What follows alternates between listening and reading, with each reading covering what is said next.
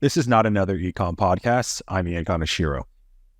How do you cope with low margins in your Amazon FBA slash arbitrage business? Retail and online arbitrage involves purchasing items at a low price and then selling them at a higher price on a given marketplace. The goal is to source items at the lowest price possible and resell them, in this particular case, Amazon, at a markup. But new sellers quickly find out that the cost of these quick flips rise just as quickly. Taking into account Amazon's commission or referral fees, FBA fees, and the cost of shipping an item into Amazon, profit margins are severely impacted. This fact leaves sellers no choice but to get creative in how they look at the bottom line and manage fluctuating profit margins. Taylor Thomas is the founder of Arbitrage Card, which offers discounted cards that can be immediately implemented into Amazon businesses to boost profits.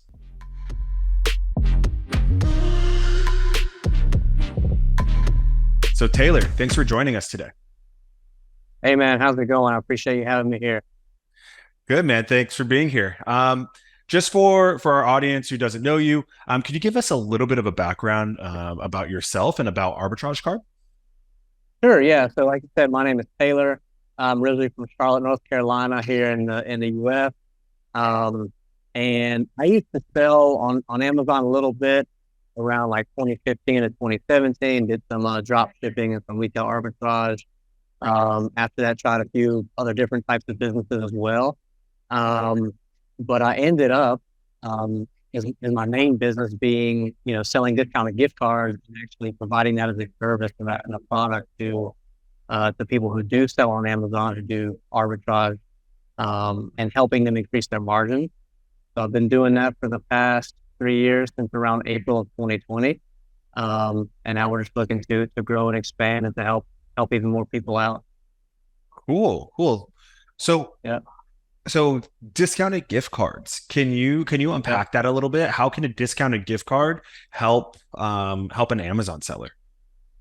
Sure. So obviously, normally the process that people go through when they're purchasing products to resell, whether it's online or in a physical store, is they're just going to go and use their credit card, right, to buy those items. And they already know typically that those items are going to be profitable for them because they've scanned them in a store or they've used some kind of software or tool online to compare the prices on those items versus the price on Amazon and what their margin would be. And typically when they use credit cards, they're going to get anywhere from around 1.5 to 2% cash back, which is great if they're already purchasing this product and getting that cash back in addition to what their margin is off. But what we do is we offer them discounted gift cards for those stores that they shop at so that they can essentially they can buy those products at a lower price and increase their profit margin, even more than what they would be able to do otherwise. And they're buying the same amount of volume, the same products. They're just decreasing their buy cost, increasing their margin. So if we were to sell somebody a Nike gift card, a $500 Nike gift card for 5% off, and they buy that and then use that to purchase the product, they just increase their margins by 5%. And again, they're buying the same product. They're not having to look for different ones. They're doing the same amount of volume if they choose to, unless they decide to scale. So this gives them a way to instantly increase their margins, and it's guaranteed. There's no guesswork about it. So they would basically buy those gift cards from us and use those in the store or online at that retailer to purchase the product instead of just using a credit card directly. So that's the gist of it. Interesting. So these gift cards are being sold for less than face value, and Correct. whatever that discount is being passed along directly to that Amazon seller. Yep, that's it. Very cool. And so, just out of curiosity, where do these gift cards come from? Yeah, so the gift cards can come from various different places. So we source primarily from like promotions that go on here in the States, right? So there's grocery store promotions, some promotions that go on just online too, just with online gift card retailers, so like PayPal Digital Gift, My Gift Cards Plus, etc. And stores here in the U.S. like Kroger and Meijer and even Target sometimes. But basically, they'll have promotions on the gift card, and it might be for a week long. Like it might only be a week long promotion. There might be velocity limits on how much a single person can purchase, and it might be for specific gift card brands as opposed to all of them. But we've just gotten really good at monitoring all those different promotions and being able to scale and get a lot of volume, whereas normally one person couldn't otherwise do that. And I actually got into the gift card industry via those types of deals. So throughout 2019, I would go around so I've always been heavily into travel hacking and credit card points and rewards and miles and all that stuff. So I would go around and find these promotions, buy the gift cards, and try to resell them to a gift card website or somebody, and get paid back roughly the same amount I paid, but I'd keep all my credit card points, right? So if I'm using a credit card that gets me 3% or 4% back at a certain grocery store, like that would be my margin. I'd either use that cash back just as profit, or I would use the points to fly for free, which I've done a ton of international travel over the years. So I got into this world because of that. And then in 2020, I just ended up turning that into a business. And since then I've been doing it full time. So that's one way we source cards, but we also do have connections just through direct distribution. So some companies that the brands work with directly, that we're able to source from as well. But we always do our best to be diversified when it comes to sourcing, while making sure that all the methods we're using to source are that we know are legitimate. There's no funny business going on. But yeah, there's definitely a few different ways that we secure the card. Okay, great. Yeah, that was one of my. You actually started to touch on one of my next questions. About how are these cards vetted because you mentioned other credit card gift card sites that we had that exist out in the world. How does somebody who might be buying these gift cards mitigate risk? Sure. Yeah. So for us, I mean, like I said, in general, we only source cards through ways where we actually know what's going on, where we truly know what the origin of the gift cards are. We understand the whole process, because there is a lot of shady activity that go on in the gift card world that involve theft, fraud, money laundering, etc. And our company, we are actually registered as an MFB, money services business, with FinCEN, which is the financial crimes enforcement network here in the U.S. So we're actually registered with them to combat those types of things, and if there's any suspicious activity, we have to report it to them and things like that.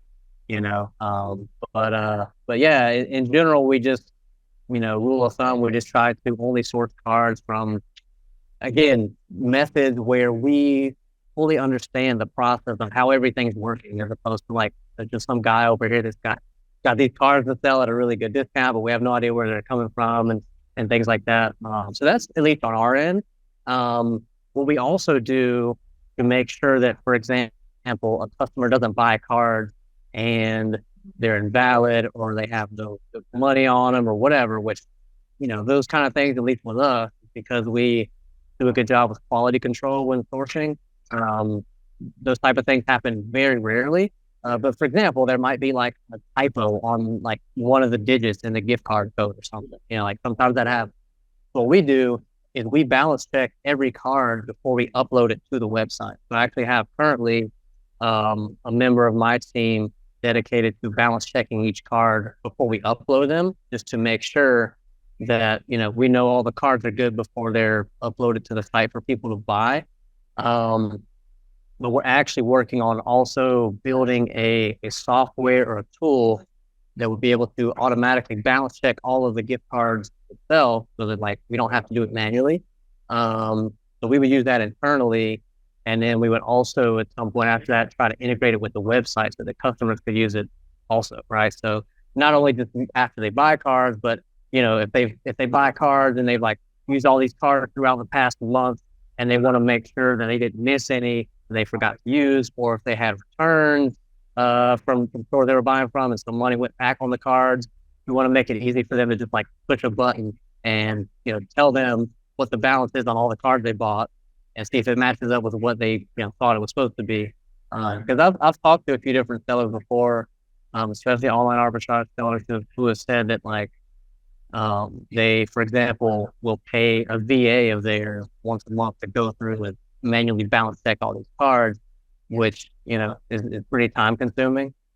So yeah, that's one. Then that kind of leads into one of the projects that we're working on, which I guess I can go more into in a bit. But yeah, I mean, we work really hard to just hold a high standard for ourselves and do a good job with quality control, because we know that directly affects the customer who do business with us.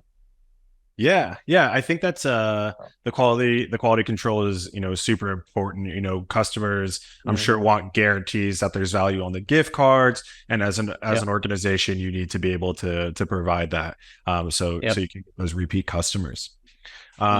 It's interesting what you're talking about in terms of the VAs who will go through and balance check the cards, because one of the things that's really important that we were speaking about in terms of profit and profit margin is the bottom line. And so when we're talking about a few percentage points here and there, like what does that equate to, having a person spend X amount of hours going through these cards, making sure we're using all the money. So I guess that's kind of what you're getting into with the platform that you're developing, or that you have developed. Yeah.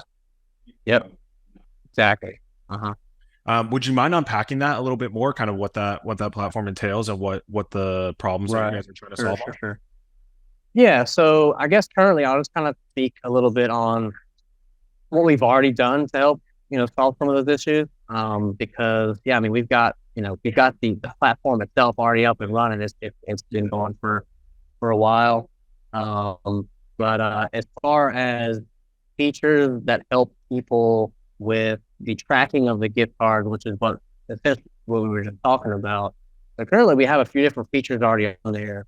So one is the ability to archive gift cards once you've already used it, right? Because obviously you want to move that to a different section so it's not taking up room with all the gift cards you still have to use. So we have that on the website already, where once you've used a gift card, you can archive it and it moves it to a different folder, essentially a different section, which are your archived or already used gift cards. So that helps. You can also, if you have used a card partially, which means you don't want to archive it yet because it hasn't been used all the way, you can go in and manually update the balance.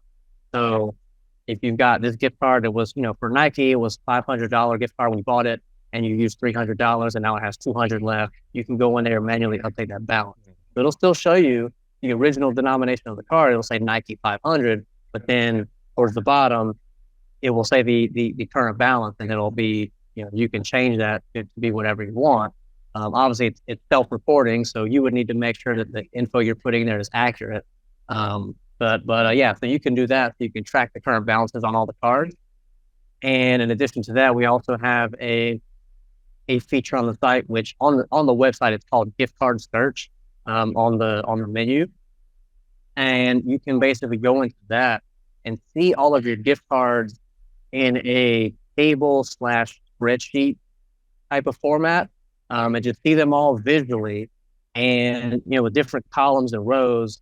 And then you can also sort and filter through those cards if you want to see only the cards you've used, or only the ones you haven't used, or you only want to see Sephora gift cards, or you only want to see cards that are, only Sephora gift cards that have $250 on them. Like whatever you want, you can do it there, and it just makes it easy to see everything in one place and then manipulate that data, however you want, depending on what goal you're trying to achieve, I guess. I got it. So if you're looking, if you're a company looking at like a kind of what kind of cash you have on hand, you might view gift cards as cash in that aspect in terms of buying. You might say like, oh, I have 1,000 gift cards in my virtual wallet, but show me the top, I don't know, the top sources. So you might see that like Target, Home Depot, and Sephora are on the top, and they'll say, and Target's value is X, Home Depot is Y, and Sephora is Z, and you might make a strategic decision based on how much cash you have in any one of those businesses. Yeah, that's essentially what it would be. just gives you, I mean, it just gives you an easy insight into, yeah, all the cards that you bought that you have available. And like I said, you know, it allows you to manipulate that data in whatever way you need to. Cool. And So, so in terms of buying the gift cards from that platform, yeah. did you Mhm. just buy it through the platform and they show up in your virtual wallet through that login? Is that how that works? Or are That's you correct. shipping physical gift cards to people's addresses? No, so we are not shipping physical gift cards to people's addresses. I mean, we could, but it is not really a need for it at the moment, you know, and obviously that would just increase complexity and time that people would have to wait to have a card. So with Sure. us, currently we do it all electronically and digitally, and it's all instantaneous. So you go on there, you buy a gift card. Once the payment goes through, the gift card just show up in your account. They just populate in your account on arbitragecard.com, and they're just in there for you to use. Now, we do also include them in the email confirmations that get sent out after you make the purchase, but that's really just a secondary delivery method. Because there are other websites and instances where, yeah, you buy a gift card and you wait to get an email with the gift card information, but you know, who knows? Maybe it goes to your spam, maybe there's a delay, whatever, right? So we try to make it instantaneous for our customers. That's what we've done so far because after talking to many of them, especially ones that are, well, I guess they're doing RA or OA, if they're doing, you know, arbitrage in the store online, either way, there are a lot of instances where they want to make sure they're getting those gift cards like immediately, right? Yeah, Um, they see the deal and then they're like, yeah, I want the cash now and I want to save the 5%. That yeah, they might have in a different tab on their computer already, like that deal open on whatever website, whether it's Sephora or Macy's or Target or Nike, and they might be sure. like in the cart, like ready to check out. So they need to get those gift cards within a couple minutes, you know. And the people are doing in store, it's kind of the same. Like they're walking into the store and like they're like, all right, let me get some gift cards really quick. So us giving them the ability to get those pretty instantly, you know, it provides a big benefit for them. Cool. Well, Yeah. talking about sellers, buying these cards, like one of the things that you had said interesting in the beginning was one of your travel hacks about, getting, Mm-hmm. 1.5 to 3% back on a credit card and using that to buy Mm-hmm. gift cards. Is Mm-hmm. that something, I'm guessing that's something that you see with your clients, that they're using gift card or credit cards with reward systems to buy the gift cards. So essentially they're Mm-hmm. getting the 2%, 3% return on the gift card plus the 5% on the gift cards that they're buying from you. That's correct. Yeah. So we do allow people to stack both of those things essentially. Um, so yeah, I mean, you're not really giving up any of the credit card rewards that you would typically get just by using your credit card and buying the product, you know, directly from the retailer with the card. You're able to also use a credit card to buy the gift card per month. So like, yeah, maybe the gift card is 4% off and you're using your credit card to buy it. And for example, if you have like a Capital One Spark cash card, which gives you 2% unlimited cash back on everything, you're still getting that 2% when you're buying gift cards. You know, like you're not giving that up. You're just stacking it with the additional gift card discount. So now you're going from, 2% in savings, with that cash back to now like 6% overall because you added that 4% on the gift card discount. So you just increase your profits by 4% and you're buying the same stuff. You're buying the same amount of products, so it's pretty straightforward. And then we're also working on a new feature with the as far as the credit card rewards go, where we can have certain purchases code as different categories, which what that basically does is unlock even more savings for the customers. So instead of you getting, 2% cash back, you can use a credit card that gets maybe 4% cash back on certain categories, because there's a lot of those, at least here in the US, right? And we could have it code as one of those categories if it matches up with the brand that you're going to buy of the gift card. So, like there's cards that get you 5% cash back on office supply stores, or cards that get you 4% back at grocery stores, 4% back at dining. And then there's even ways to redeem those points, which is a whole other thing. It's kind of, on a more advanced level of the credit card rewards, with all that stuff. But there's even ways to maximize those points by redeeming them in certain ways. So essentially, what that feature will allow us to do is say, okay, you get to 4% back on the gift card or however much it is, right? If that's a discount. But we can also manipulate the categories so that you could, if you use a certain credit card, you can get 4% cash back on top of that instead of 2, right? So now you're going from, okay, what we talked about first was like using a 2% cashback card at Nike or Macy's or wherever. Now, what I'm talking about, you could be getting like 8% cash back on all that. So now your rewards, your savings just quadrupled. If you follow that strategy. And that's something that we hope to have available very soon that I've been working on for a while, but I think we're getting towards the point where we're going to have it up not too long from now. Amazing. Taylor, as we kind of wind down this episode of Not Another Econ Podcast, being kind of the gift card, credit card, travel hack points guru that you are, do you have any best options that you suggest to sellers who might just be implementing the strategy? Is there a credit card they should be using? Is there something specific that they should be looking out for?